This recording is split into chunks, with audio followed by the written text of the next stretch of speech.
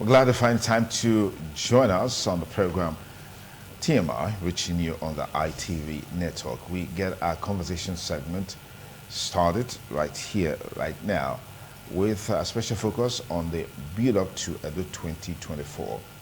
Well, in 2023, we were saying that in a futuristic sense, like, okay, Edo 2024 governorship election, you know, it's going to come, it's going to take place in the year 2024. But right now we're here. How time really flies. For many analysts, there are several factors that can really be a game changer as far as the election is concerned. Number one, the candidates that the political party features. Number two, the popularity of the party. Number three, the power of incumbency. In terms of impacts of governance, if you have an incumbent governor that has done so well in terms of infrastructure, in terms of the economy, in terms of empowerment, unemployment, and several other indices of development, you should expect that if such a party decides to field a candidate, that should be some selling points, right? And then, of course, you also have other extraneous factors that time will not permit us to look into in this conversation. But our major focus today is to look at the administration of Governor Godwin Obaseki with the impact made. You can't drive through Saplero, for example, and not see those sprawling infrastructures that have been renovated, reactivated, re-energized to meet the demands of the civil servants. We can just go on and on all across the state. And for most analysts, these are going to play pivotal role in determining how the party fares in the governorship election, which is fast approaching. Joining me in this conversation is Mr. Tony Osazua, who used to be a legislative aide in the Edo State House of Assembly. He's also a public affairs commentator. Tony, thank you for joining us on the program. Thank you very much. Good morning. And good morning, viewers. Good morning.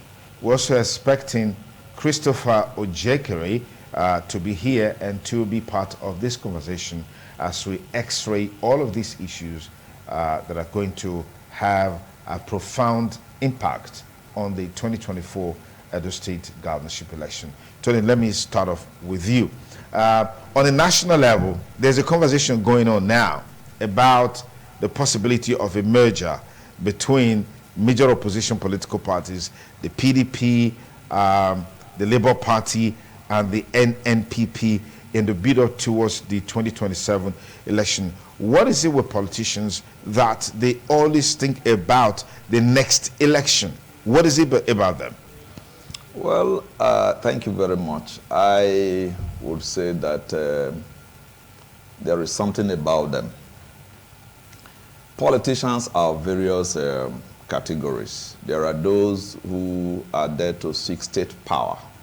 They want to get it, they want to clutch it. And they don't even bother to prepare for what to do when they get there. Okay. But when they get there, they hardly know what to do. I must say that elections were just concluded and the litigation processes just rested by the Supreme Court. And people are already talking about merger as per the next general election. That would tell you that it is about power grabbing and not necessarily what can be contributed to the present administration by way of ideas that can make the country better. I think that, for instance, if the PDP's presidential candidate, Alhaji Atiku Abubakar, the former vice president, if he had any idea on how to turn the country's fortunes around, he would have simply put them down, and he could seek a private audience to discuss it with the present president. If the presidential candidate of Labour Party, Mr. Peter Obi, had his own ideas, they could meet with the present president and discuss it and make it be that those ideas are not wasted. They don't need to wait until they become elected president before the country starts to benefit from whatever ideas that they have. I think that the whole idea is about power grabbing But I see that it's not impossible for those major opposition political parties to merge. But the truth is that the characters that are involved, for instance, presidential candidate of PDP, former Vice President Atiku Abubakar, cannot merge without being the presidential candidate. Even if that merger happens and the time comes they don't give him the ticket, he will break loose. He will scatter that arrangement, that is certain. He can't be vice president, he cannot be running mate to anybody anymore as far as he is concerned. And for the Labour Party's presidential candidate, Dr. Peter Obi, I think the surprises that he sprang up during the last general elections, he will want to build on that. He will not want to go low by being a running mate. He knows he's definitely going to lose a large chunk of his followership if he now becomes a running mate to anybody. Okay. So he will also want to be the presidential candidate of the new major party. So, and the other man, Kwakwanso, presidential candidate of NMPP, is exactly the same character as that of the former Vice President Atiku Abubakar. He is somebody that cannot be running mate to anybody because he believes that he is the best. So at the end of the day, these three personalities that are involved as the phases of the three major opposition political parties in the country will make it practically impossible for the merger to succeed. Okay, so we keep our fingers crossed, as they say, and see how all of that pans out. But let's quickly talk about Edo 2024 and the influence of the present administration's performance in terms of projects, in terms of infrastructure, in terms of welfare for workers, in terms of education, in terms of health, in terms of developmental initiatives. What are your thoughts? Let's begin from there. Yes, definitely. Everywhere in the world, the activities, performance or non-performance, actions or inactions of the incumbent administration definitely impact on the following elections, whether positively or negatively. I think elections put together amount to an opportunity for the people, the citizenry, to reward an incumbent administration, whether by voting for them or voting them out, depending on how they see it. If you have not asked, are you asking for my opinion? Of course, that's why you're here. If you yes. ask for my opinion, I will say yes, that it will definitely impact on the election. Okay.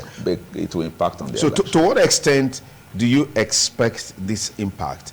And how do you think this impact will come? Yes, the ruling party in Edo State is PDP. And in my opinion, I am a realist and I'm also a pragmatist. I say things the way I see them. If anybody says that this administration has not done anything at all, the person will be lying. There are some achievements to the credit of this administration of Governor Obaseki. For instance, at Saple Road, those tall buildings that the late Dr. Eso Bemudia started, and they were not completed. Many of them were not completed. Even those that were completed became obsolete in the modern day architecture. He just transformed all of them, practically all of them. The last one was Palm House, and at the last site, I saw that the whole place is looking beautiful. So I credit him for that. And there is another thing that for which I credit this government, our beloved Bender Insurance Football Club. The club was as good as dead and even forgotten by us. It was in relegation. There was no life in the club.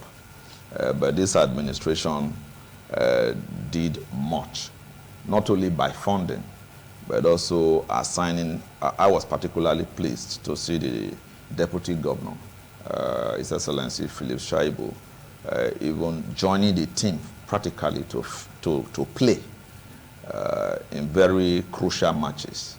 And in some cases, he scored goals.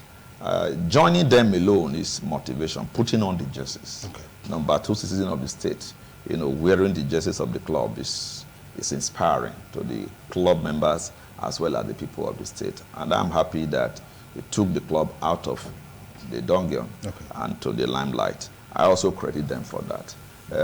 Apart from that, as per roads, in my area, there is a road to the credit of this administration. What area is that? That is a Country Home Hotel Road. Okay. Fallow Street. I was chairman of the road, community road maintenance committee. We wrote several letters. At the end of the day, to God be the glory, through World Bank assisted project, but facilitated by the state government. That road was done with dual carriage drainage system, and the whole flood was taken far beyond even our imagination. We are very impressed. Not only that the road was done, but the quality of it is very commendable. These are the ones that I can immediately lay my hands upon on the positive note that may impact positively in favor of the PDP. Having said that, there are far much more that will impact negatively, that will make the mass of Edo people, Edo electorates, to vote against the ruling party, which is the PDP in the state. And part of it, for instance, the center of it, broken promises. Broken promises. Are we supposed to be talking about broken promises when, like you have highlighted, these projects that you enumerated were part of the promises made, and they were fulfilled? These are not broken promises. I just mentioned the ones that were fulfilled. Should I not mention the ones that were not fulfilled? I'm asking you. I'm listening to you. Thank you. Just to mention very few. For instance, the Gele Seaport. This government started in its campaign by saying it will transform and reactivate Gele Seaport such that 10,000 workers would be directly and 15,000 more would be indirectly employed. And all of us looked out for it. Gele Seaport, as we talk today, I'm not sure that this government mentions it anymore. It's winding up now, almost 8 years by November, and nothing has been done there.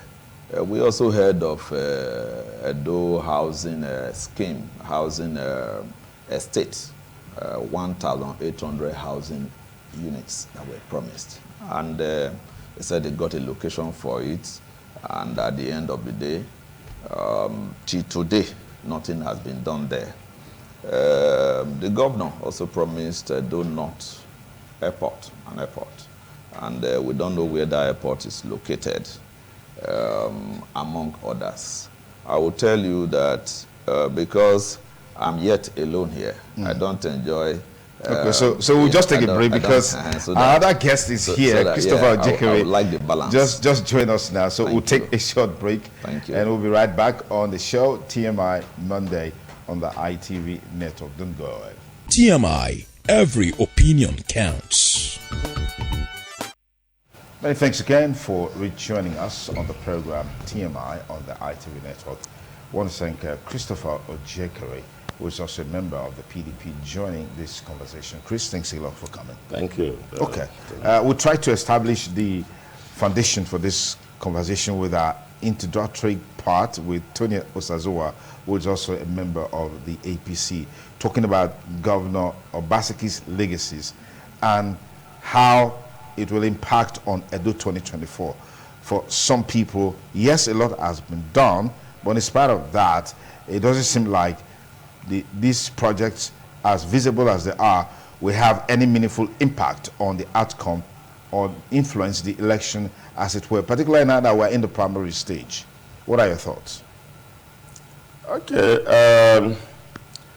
It is difficult to reconcile visible projects and it's not having impact.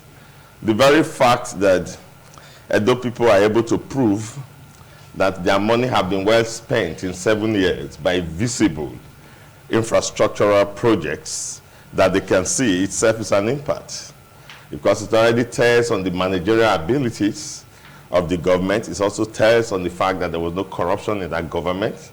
It also tells of the fact that Edo State resources have been well utilized. Now, if the projects don't have an impact, it means they were just put there to occupy space.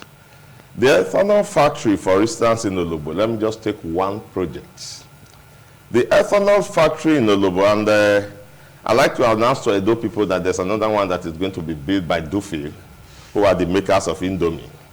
But the one that is already built by Green Hills Farms, which is at Olobo, which I've been to myself, has the capacity of producing about 5.8% of the total ethanol needs of Nigeria. And at full capacity, it has the capacity of being able to process 400 tons of cassava in a single day. 400 tons of cassava in a single day. The factory is there, brand new. Ethanol is used for preservation in the food industries. It is used for preservation in the pharmaceutical industry. It is used for oil and gas to reduce the sulfur content. And Nigeria, at this moment, imports ethanol. But Edo State is going to take that share of the market and be producing ethanol for Nigeria. By the time we have the two completed, I don't know whether we're not going to take up the entire Nigeria productive space for ethanol. So that's just one of the projects. The fact is that Governor Godwin Obaseki had not learned, and we're happy he didn't learn, the propaganda part of government. What he learned is the substantial part of government, of producing tangible, real-time legacy projects. And what we have are legacy projects. I went around then and I have seen them by myself. The ethanol factory itself is located in the Green Hill farm that produces that cassava. So we are not buying. It's right in the middle of the farm, and we produce that cassava.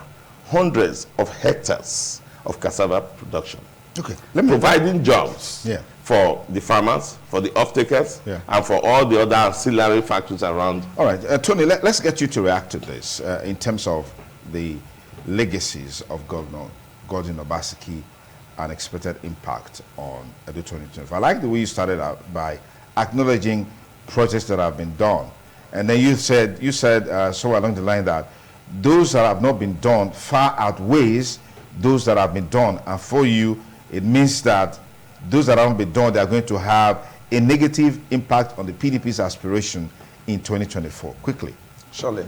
Thank you. I like to just add that the principal legacy projects that my brother here mentioned is still an ongoing project. This government is winding up. And here he's still talking as if the government is still campaigning to enter power when it's winding up.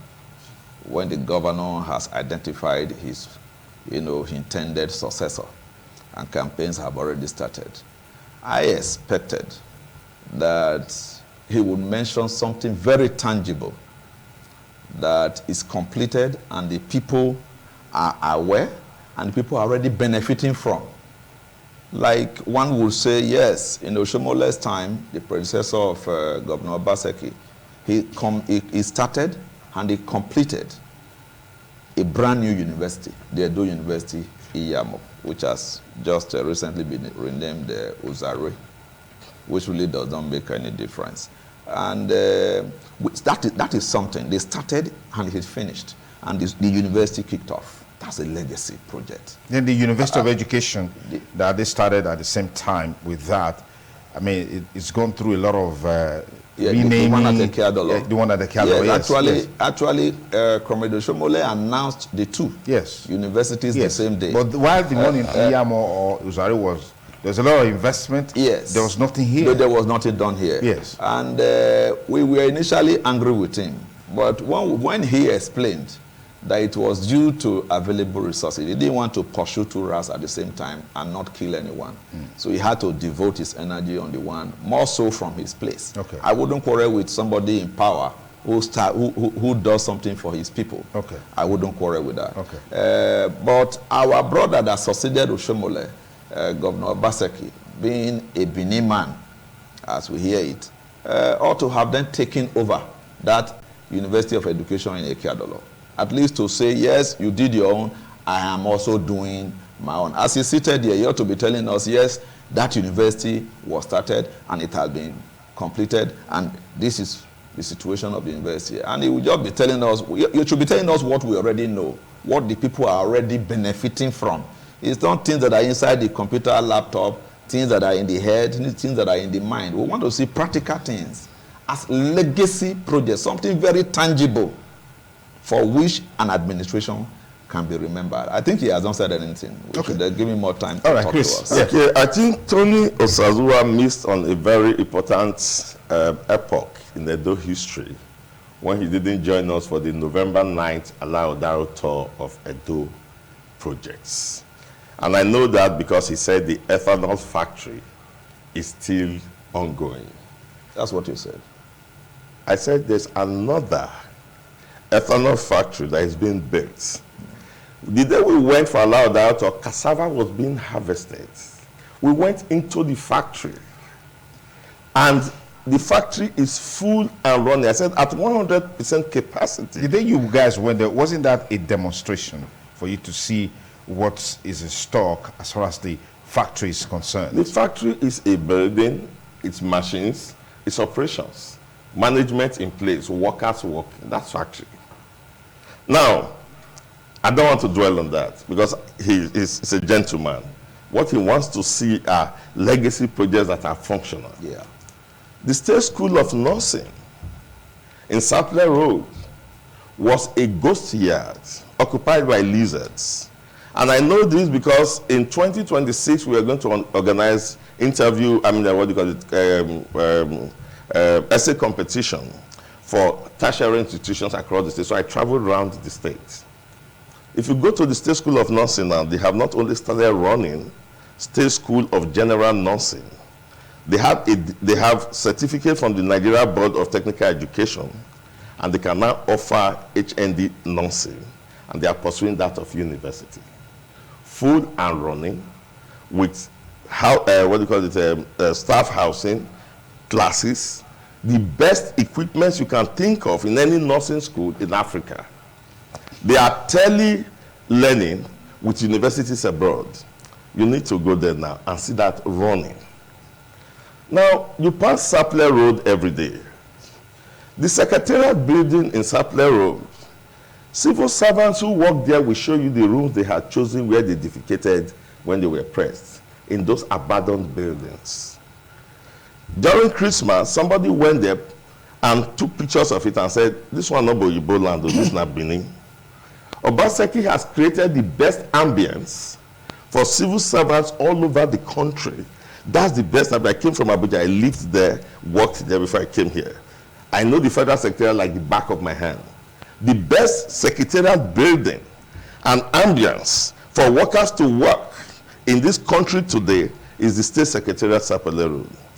Now, it is not just the building, but the tools for working. Because when you're talking of tangible benefits, people seem to always think of when you can touch. And that's why I use the word tangible. We probably don't consider knowledge transfer as tangible. 3/4 of our civil servants had not handled, neither did they understand their way around the computer before Obaseki came. Now, in Edo State, we run an e-governance. We don't use papers for official transactions. Barely educated civil servants are now able to send their messages through the e-governance portal to the commissioner who transfers to the governor. And that's operational in Edo State. The JUPSA, John Odige Oyegu Training Center, Training Academy, which is behind the secretariat around the GRA, is the best training facility you have today in Africa. Best training facilities. And I'm telling you that people are coming from everywhere to come and use that training facilities. Complete with technology. Obaseki has transformed Edo State into a technologically driven state, whether in education, whether in the civil service, or whether in trainings, or every other thing that you are doing. Okay. These are tangible benefits that a state. So what he came to do was to lay foundation. That's why some of the things that you probably said before I came, because you said he has not done what he has not done. But that means you don't know the things he has done. So that's why I'm going all this length. Okay. Now, I'm coming to the school. Yeah. That school in Akiadolo is now a federal college of education. It's not a state college of education. It was college of education at Kadole, those states. And then there was a need for the federal government to establish 6 technical colleges of education. Edo State happened to be one. So Ekadolo is no longer under Edo State. It's a federal college of education.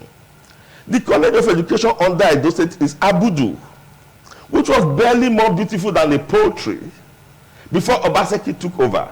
If you go to Abudu now, it has state-of-the-art facilities, complete with library, laboratories, and they have even introduced, I've forgotten the course they introduced that in the College of Education, with registrar, provost, everybody running in Abudu.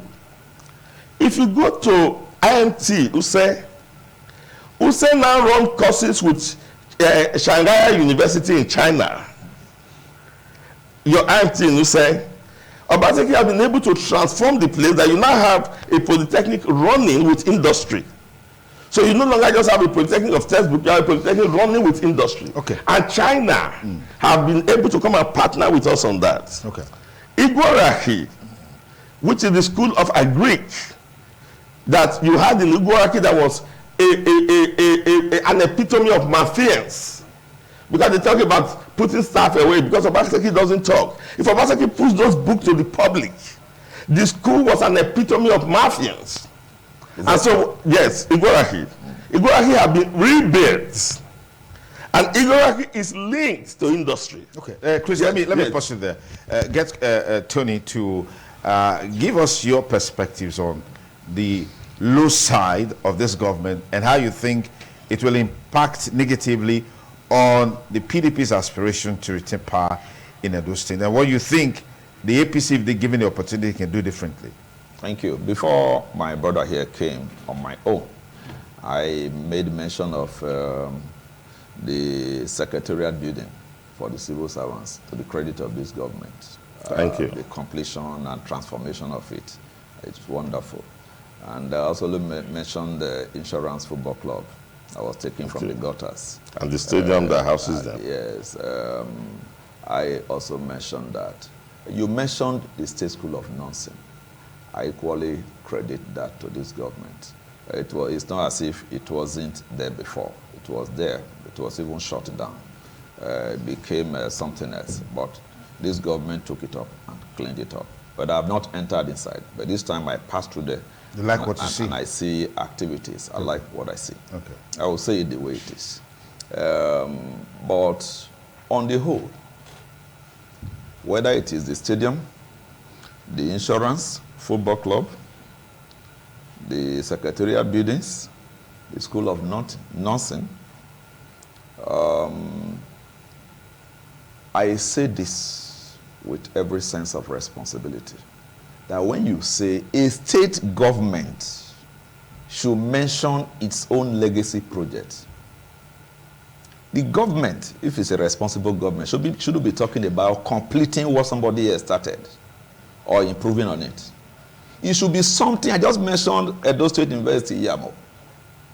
Actually, before Oshomole became governor, I only knew of Uzare and Auchi because I attended the Polytechnic there at the time. I didn't know of any place called Yamo. But he entered the place, opened the place, and put Yamo in the world map. Okay? That is an example of a legacy project. We've given enough time. I think twice my friend has struggled to, explain and explain. Even mention some of them without knowing that I had mentioned some of them, to be fair. But he has still not mentioned any particular legacy project that this government initiated, started, and then completed, and is functioning to the benefit of the people and the economy of our people. As we speak now, you are talking about what he meant, and then he completed, he improved on it. That's all that he has said. So it's as good as conceding that this government has no legacy project to its credit. And like I said before, it's definitely going to impact against the ruling PDP government in Edo State in the forthcoming election. Like I said before the cameras were switched on, I said it's not yet time for fireworks. That we are still, the parties are in the process of, picking their candidates. So in your assessment, what is a legacy project? A legacy project is something that no other government preceding or succeeding can share credit with you for. And you think this government of Obaseki I may not know enough, but their spokesman here has not mentioned any. Okay. All the ones that he has mentioned are things that were already existing and then improved upon. Okay, Chris, what's your definition I think we should give him more time. of legacy projects? Well, I think if the ears are made to hear and the mind made to understand, by his own definition of legacy project, first of all, it is clear to me that your only understanding of legacy, with all due respect, are physical projects. For you, it is when it's intangible, it's not a project. All the projects we have mentioned. Now, hold on. That's number one. Number two, I just mentioned to you ethanol. I started with ethanol factory. Ongoing. And I started by telling you what the ethanol factory, the share it has in the Nigerian market.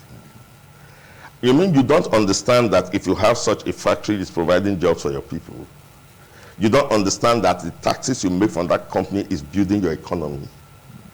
That you say you don't see any legacy project. I spoke about the introduction of IT to transform Edo State work life and Edo State administrative life and Edo State industrial life, and you think that IT is not a project? It didn't start because excuse me, because in your opinion there was no excuse IT me, in the civil sector.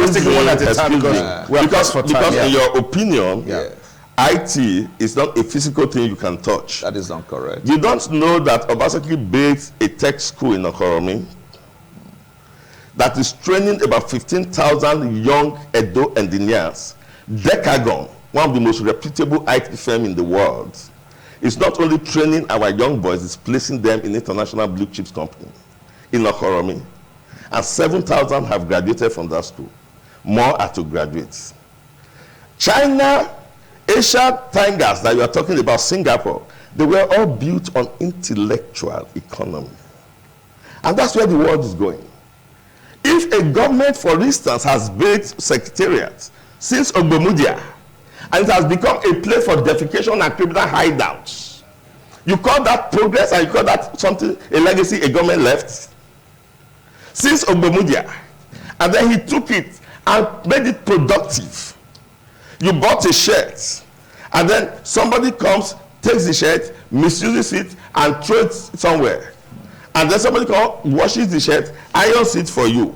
And you say, why did he do that? That he should have gone and bought another shirt. That was the wastrel kind of mentality that we had in succeeding government, where you will have your land and you will have your buildings, and because you want to steal money, you will have a school standing and you say you are building your own. The school of nursing did not belong to Edo State. That was run down, and lizards and rats were using the building. Was it not Edo State taxes money that built that school? And that taxes money is being allowed to go down the drain, and somebody saves money to refurbish that, and you say it's not a project. I didn't say no, you said it's not a legacy project. Because it was already existing. It wasn't existing. A project that is not functional is not existing. It was existing. Yes, it was. The site was existing. Yes. Hold on. Yes. The site was existing. Yes. The run-down buildings were existing. As far as Edo economy is concerned, it was not serving our economy. Okay. It was not training our children. It was not providing job for them.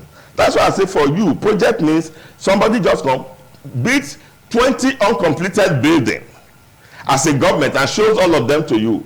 And for the next 10 years, nothing is done about that. That's what you call projects. Because you want to start citing moribund, dead projects that don't exist anywhere as projects. Now, I've given you Tech Park. I've given you State School of Nursing. I've told you of an ethanol built from the scratch. Only both lights that we use in the secretariat and all around industrial areas in Southland Road was Obaseki's project from start to finish. You don't know the meaning of having power generation by a state, IPP, which your federal government APC now has now accepted as the way to go when Tinubu came, who understood development trajectories. Obaseki started it. And now it is supplying lights to industrial concerns. The Edo Production Hub was Obaseki's brainchild from the beginning, where you have a cluster of people producing. Edo people producing, young people building shoes. Is it not the one in Sapler? In Sapler Road. I've been there severally. Edo Production Hub. It's Obaseki's project from the scratch. Yes. And then the production hub is now producing. It's producing jobs. It's producing commerce. Okay. Yes. Now, let me finish. No, when Obaseki was to recreate the city center of Sapler Road, you said he was bringing down buildings. Because for you, buildings were projects. The people who said this never entered there one day to read a book. They cannot even tell you how the inside of the library look. What you now call the Benin City Mall has an IT library, what we call the E-library. It's a duplex. Inside that mall, 60 massive stores, retail commerce, economy, that is going to make our economy so viral. That is going to. Yes. Of course, are you denying the Edo City Mall? Are you denying it? I see the word. No, are you denying the Edo City Mall? Let me get Tony to respond. Yes, quickly, I got the point you're making. Thank you very much. I choose today, like I said at the very inception, even before the cameras came back, fireworks. That there will be no fireworks. It is not time for fireworks. Okay. And that is why I even try to help the government by my own mentioning some of the things to their credit. And then I summarize by saying that if you see that I'm talking so far, the time since my brother came, I've spoken for less than 30% of the time spent. To me, to be fair, they are the ones in government. They should be allowed more time to tell us about the legacy projects. And you can see that we are still where we were. It's as good as nothing mentioned, I will tell you. Because I know more than he's trying to portray, that except it's a physical building like this, it's not a project. ICT, for the avoidance of doubt, I go school small. So when you are talking about ICT and talking about project and talking about whatever, I understand it very well. It's not only when it's a physical building that we call it a project. I am saying that in summary, there is no tangible legacy projects that you have mentioned here. Maybe there are some. Maybe when the government officials themselves come, they will open our eyes to see. So, Tony, are you saying the ethanol plant is not a legacy project? I do not know about that ethanol plant. But he just mentioned. He just mentioned. As a journalist, do you know about that project? He just mentioned it. Then he mentioned the Oshomo power plant. No, he mentioned the Oshomo power plant. And you say it's not the legacy project. Do you know about that? Of course, I do. You know about yes, I do. About the ethanol project. I do. But that is you've been there. Yes, I've been there. Okay. I've been there. So go ahead. They are in full swing. No, that's not the focus of the discussion, because you are saying there are no legacy projects. In your definition, I said I do not know of. Hold on. In your definition of a legacy project, yes, it has to be that started by this, initiated by the government, and finished. And contributed he just to mentioned the economy. it to you. He mentioned I mentioned the ethanol factory. I mentioned the tech park at Ohorome. Yes. I mentioned the Oshomo power plants. That are not only projects you are enjoying when you drive street light. Let me tell you today, Osazuwa, because I read you. And when I saw your name, I said, oh, I'm going to enter into a discussion with somebody who knows. Yeah, don't use your party here. Every time you are under that street light, remember that Oshomo. Yes. Remember that Oshomo. Before you came, you already explained. That's why I say you need to talk about that. Every time you are under that street light driving at night, you know that Oshomo is serving you. Yeah. That's Obaseki's project from start to finish. That's a legacy project. Is that a legacy project? Yes. Street light. I'm telling you of the Oshomo power plant that supplies the local government were doing the time of the millennials administration. All right. Let's cap up this conversation. The election is still far away, so political parties have more time to really put their acts together and ensure that whoever emerges is someone that is in tandem with the realities and expectations of the people. The onus is on the political parties, as always, to give the people the best. Already, aspirants are going about campaigning to their party members to elicit their support for their aspirations. What's your assessment in terms of these engagements that aspirants are having?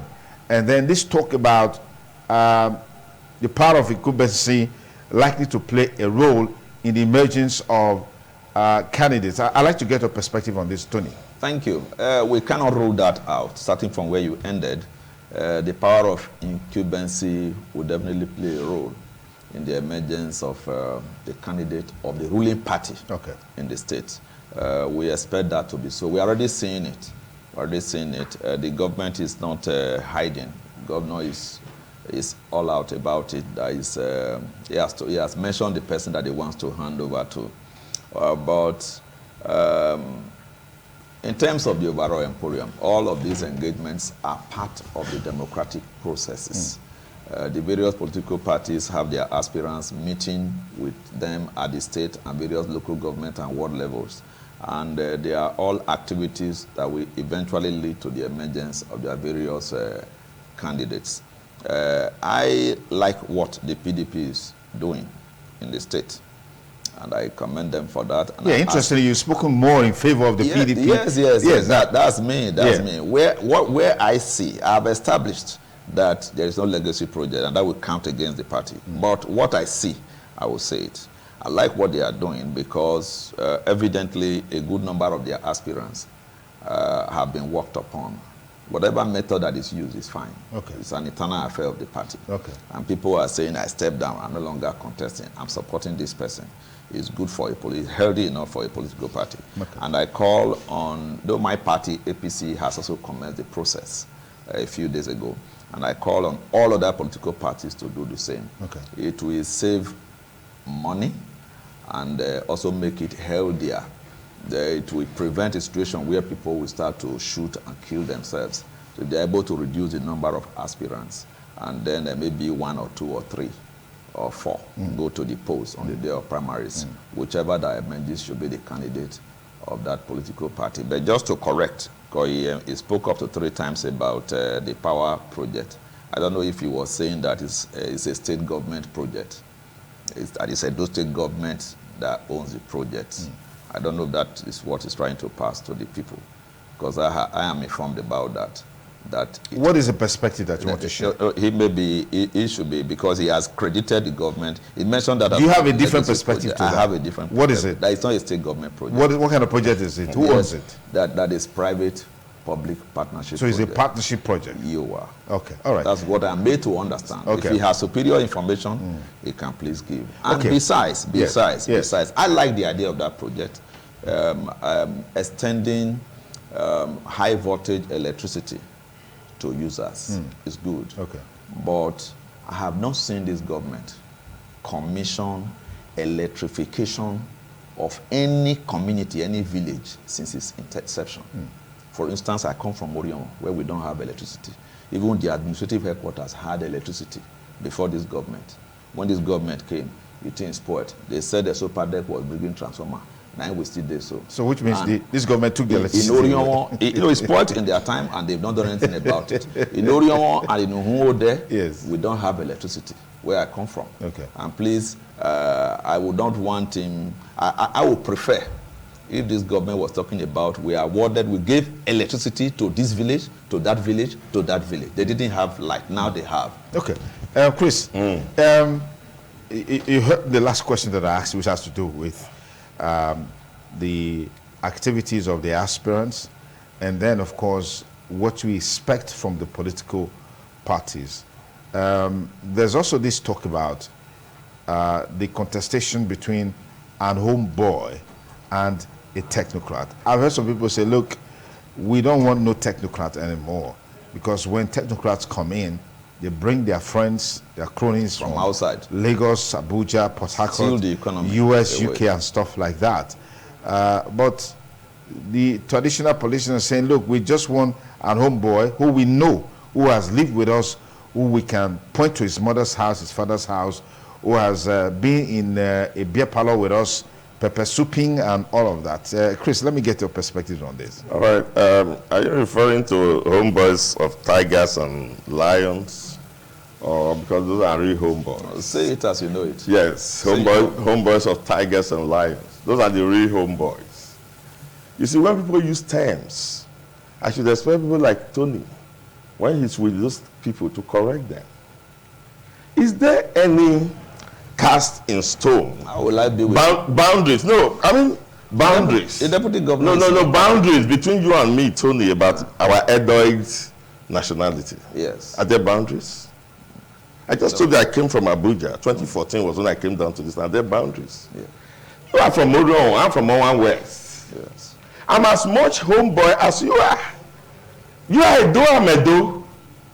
Now, Edo's history is replete with our traveled nature. It's inevitable that Edo man should see the world and conquer the world. It is consanguineous with us. That is why Edo history in 1651, or about 1654, Obaseki has sent an ambassador to Lisbon in Portugal. Obaseki writes and speaks Portuguese fluently. That was reported to us by Dwight Pierce. Go and Google it. And Edo nation, 85% of our household have children abroad. We move, we traveled. And that's why we are enlightened. That is why every household in Edo is enlightened. His information is not restricted to his hamlet. So it is the most defeatist argument for anybody to be using that term. And in any case, some of the people that are using that term were born in Kaduna, schooled in Kaduna, that are saying they are homeboys. How can you, Tony Osazuwa, whose name is Anthony, which is Roman origin, say you are more homeboy than a man, for instance, whose name is Aswelime Igodalo? Your name. Let me finish. Your name, you have an English or a Jewish name or a Roman name, as it were. And somebody who is answering Aswelime Igodalo, for instance, you say you are more homeboy than him. And you are using that name, Philip. When you go abroad, somebody is going to take your name from you and say this name belongs here.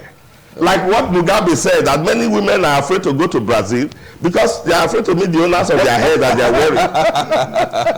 If you go to Rome, they will take the name Philip from you. Yeah, just to so point I'm making is this. You made your point. Those are things, people who are Okay, let me get to respond. Yes, quickly. Let me answer his question. Yes. I think what is good about political propaganda is that when you are in suit, you will speak as if the best wear is to be in suit, best way to dress. And the other day you are in native attire, the best is native attire. If you wear suit, you are a foreigner. I think my brother here tried to trivialize. And we know somebody who has spoken for both sides. My brother here tried to trivialize the idea of homeboy and the technocrat. And the technocrat by reducing it to the name. No, you interrupted me. I've not finished. So how do you say I trivialized when I didn't end? No, let me. You know where I was going? Let me answer your question. If to answer that question, whether bearing the name Anthony of a foreign origin, I say I'm more native or more of a homeboy than somebody who is Osayenhoi or Morege. That person born that is called Osayenhoi or Morege may have been born in Yoruba land or in Japan by a Benin parent, and then they so named him. He may not be able to speak Benin, may not even understand the culture, and all that he knows is Asian. But myself, who is Anthony Joseph, let's even remove Ogbemodia, that is my native name, and the Osazuwa, Anthony Joseph, born in Ewegai village, in Uriemo local government, primary school, Ewegai, Ubeka College, Ewegai, everything there. And you are saying that because I bear Anthony, that the other person who bears the full native name is more native or more homeboyish than me. Okay, can I continue? Just my time. Tony, hold on. Yes, go on, Tony. As a matter of fact, yes. As a matter of fact, there is nothing wrong with a homeboy, and nothing wrong with a technocrat.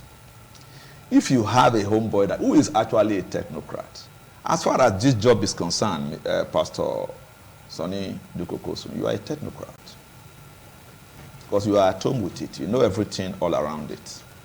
Apart from calling me here now to sit, even to how to detach this microphone, I may not be able to do it. I may have it broken. But the technocrats will come in, fix it, and remove it, quietly. But the idea of these two opposite balances in this dispensation is born out of experience. That though people saw, yes, God will know Obaseki, we are the one on a Benin man. Whereas the late Professor Ambrose Ali came, took Ekpoma from the bush and put it in the world map by creating the university. Oshomole came, did the same thing to Iyamo. Our governor here, till date, there is still contestation as to where he comes from. How can you be a Benin man without a native village? If I were a governor, even commissioner or anything, I would do something in a way where I come from. Because that passion which the Benin man calls Agiengienvo, it burns like fire in me. Whereas, we first heard Abudu. The next thing, we know we are from Orion. Abudu is my administrative headquarters. We know the history that is done from there. And then the next thing, Ike, in his first campaign, first term campaign, when he went to Ike village, the people danced and jubilated. They even showed him the Obaseki ancestral home, and he was happy. In his words, I would turn this place to a little London. Everybody was happy. Till date, that was his first and last time there. When he finished his 4 years and he never went back there, and the second campaign came, he couldn't go there again. So what are we saying? We are saying that even if you are a Benin man, bearing on Morigi or Sazuwa, and you don't have that emotional attachment to a local village where your people will say, man, Abio, he grew up here. That's the school he attended. You may have come from the skies. You may be the most intelligent person. We are saying no. We don't need somebody that will be introduced to us. His name is Oniduko Kosun. His father was a very good man. Is this one that? No, we need somebody that we know, somebody that is already part and parcel of us, right. And who is also knowledgeable about governance. Okay. You have just told us that we should have our Afema state. That's what you have just told me. No, you didn't say that. No. Let me tell you what he has said. So. You are preaching governance by tribalism. No, no. That's what you are doing. No, it's a subtle preaching. You are interrupting me. No. You are preaching governance by tribalism. I'm correcting you. You are saying that public fund that belongs to the entire Edo state should be concentrated on an individual's village. That's what you are saying. You are saying to the world, that's what you are saying, that for Obaseki to build College of Agric in Nigoraki, for Obaseki to build ethanol factory at hold on. Let's take you are saying that all Obaseki is doing before you will know that Obaseki is Benin. Before you will know that Obaseki is Benin, he has to take Edo State Post and go and use Edo State Post to build his village. That's when you will know that Obaseki is Benin. That is the kind of politics you've been running. That's what we changed in 2020. The politics of tribalism, the politics of my people, that's the politics that has shredded Nigeria. And that is why when Buhari was there, we were talking of Fulanization. Now they are talking of urbanization. You are introducing that to Edo. Edo is a tripod. And we have existed in this town, in this state, as a tripod. We have tried everything we can to eliminate tribalism. So that whoever is there, we will all support him. And then the person will prove that he's Edo by citing projects contiguously according to how that project has feasibility studies will give you results about proximity to raw material. Hold on. Yes. And that's what Obaseki has done. Obaseki's sin now is that he's not tribalistic. Yes, but not. Excuse me. So what you are telling me now is that if tomorrow I want to contest election, the first question you are going to ask, even if you are hiding it under technocracy and this thing, is that I am Christopher Jekere. I'm from Okuje Nonwa. You will tell your Benin people that he's not our person. That is not because if he's governor, listen, he will not build in this village. Because that's what you are preaching. You said that's not true. What you are saying now, excuse me, you have excluded Obaseki from being an Edo man. Because you think that Obaseki's patriotism is not to his village. That is what we are preaching, and you don't know where that kind of preaching takes us. Can I ask hold on, let me finish. Let me know you have had your say. You've had your say. You don't know where such arguments take a heterogeneous society. Because right now, you want an Elohim man, for instance, to be preaching that in Elohim. Do something for Elohim. Excuse me, and then do for others. Excuse me, you didn't say that. You said, I listened very carefully. You started from homeboyism. Yes. And then you said, nobody knows where Obaseki is from. Hold on, you said nobody knows. No village that he took. When you are making statements, you are making statements to somebody who listens. I'm a very good listener. You said nobody knows where Obaseki comes from. I was wondering. I met the name Obaseki before I ever met Osazuwa. I met Obaseki's great-great-grandfather in history. So how is it that they don't know where Obaseki comes from in the beginning? And the father was in the palace, and the father, you have about 15 Obasekis in the palace today as chiefs. And you say you don't know where Obaseki comes from? And when you now wanted to prove that, you didn't prove that by blood lineage. You didn't prove that by your argument was that Obaseki did not concentrate Edo not money that we get from Auchi fertilizer company in Edo. Yeah. He did not bring that money to come and build in that village. He did not get the. So you are justifying he's abandoning his own village. He didn't abandon. He abandoned the village in Wode. That's what I just said. He didn't abandon. Let's stay on course. Just a moment, gentlemen. Just a moment. Because I have been asking for the meaning of this homeboy. Now I understand. Now let me ask this question. Let me ask this question. So, in all of these that we've highlighted, how will the disposition of Edo people be as far as this election is concerned? Exactly. Now, is it towards the homeboy, or is it towards a technocrat? I'd like to get that. It is clear now that homeboy has different definitions. When I thought homeboy meant somebody who is known to be Edo. Every Edo boy is a homeboy. He came from somewhere, and he's an Edo boy. And we all interact in Edo State. The Edo College, which is even named Edo College, was not attended only by Edo people. There were Ishan people who attended the Edo College. There are Auchi people who attended the Edo College. It's Edo now. And in Edo we meet. Hold on. In Edo we meet. Ora came from Ozola. In Edo we meet. And so we thought that people will start to now appreciate that while the country is segregating on the basis of ethnicity, that we will now begin to appreciate that in Edo, let's not talk about ethnicity, let's talk about competence. That's where people started from. When competence now came on scene, we started hearing another story. Now, is it mutually exclusive that you cannot be a technocrat and an Edo man? Somebody who participated in the age group of his village, and the pictures are there in the internet. Which village? When he did age group. You want me to start naming names now? And you say I'm campaigning? No, let it stay on course, please. So somebody let it stay on course. Let it stay on course. I'm giving you examples of integration. You're talking of emotional attachment to your people who participated in age group. Somebody who is concerned about the widows and the orphans in his place and has a foundation that is taking care of them. Provided electricity for his people. You say because it's not geographically resided, there's no homeboy. He knows their language. Okay, he speaks it, he understands it. He knows their culture. I have just told you that your name is Tony. It's used to them. If we push this argument, you are not Edo. Because your name is Anthony. When you have a argument, I am a literature scholar. When you have a literature. So that means you are not. And like I tell you, the relationship between culture, language, and so that means Christopher, as it is, you are not man. You're not Edo. That's why I'm not thinking. Are you saying you are not Edo? Let me answer it. That's why I'm not using that argument. Okay. Because I know the history of our culture contact with the Europeans. And that culture contact and the effect of it. When the sender of Sedlinger started to pursue this as negritude, Shoyinka told him then, he said, look, a tiger does not need to proclaim his tiger. You have abandoned the That's why, okay, no, I'm not. I'm showing you what when people use terms, they don't know that those terms are deep into intellectualism. So the point I am making to you, is that Obaseki is not the governor of Uwaga. Well, how did you call the village? I'm sorry if I didn't pronounce it correctly. He's the governor of Edo State. Yes. If I don't feel Obaseki's impact in Edo North, I will feel alienated. I will start asking for. Hold on. I will start asking for. Hold on. I will start asking. I will get electricity. Electricity is the under state government purview. State government don't do electricity.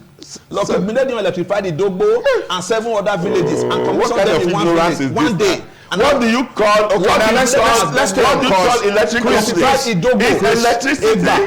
Tony, just pause for a moment. I want us to stay on course before concluding this conversation. The question that I raised is, what is the disposition of Edo people in Edo 2024? Is it towards the Homeboy or towards the technocrat? Let me get on social media. Hold on, Chris. Let me get.